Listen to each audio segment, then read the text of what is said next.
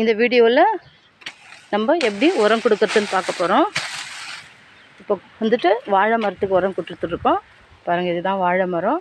So இதுக்கு உரம் கொடுக்குறோம். என்ன கொடுக்க போகிறோன்னா டிஏபி,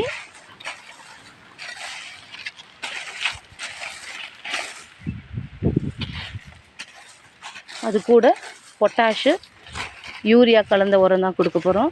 பாருங்கள், இந்த மாதிரி ஒரு ஆல்மோஸ்ட் 1 இன்ச்சு 1.5 இன்ச்சுக்கு 6 இன்ச்சு இடைவெளி விட்டு, மரத்துலேருந்து 6 இன்ச்சு இடம் விட்டு ஒரு இன்ச்சுக்கு எடுத்துக்கணும்.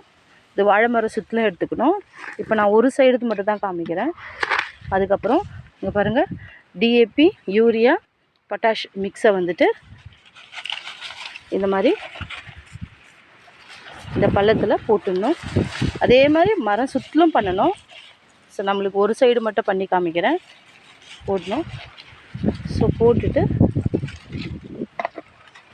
இப்போ வந்துட்டு நம்ம அப்படியே லைட்டாக மண் அணைச்சி விட்டால் போதும். அதாவது அதை மூடி விட்டால் போதும். அவ்வளோதாங்க. இந்த மாதிரி வாழை மரம் வாங்குகிற இடத்துல ஒரு ஷெட்யூல் கொடுத்துருப்பாங்க. அந்த ஷெட்யூல் தகுந்த மாதிரி நம்ம வந்து உரத்தை போட்டுட்டு வந்தோம்னா மரம் நல்லாவே காய் கொடுக்குதுங்க.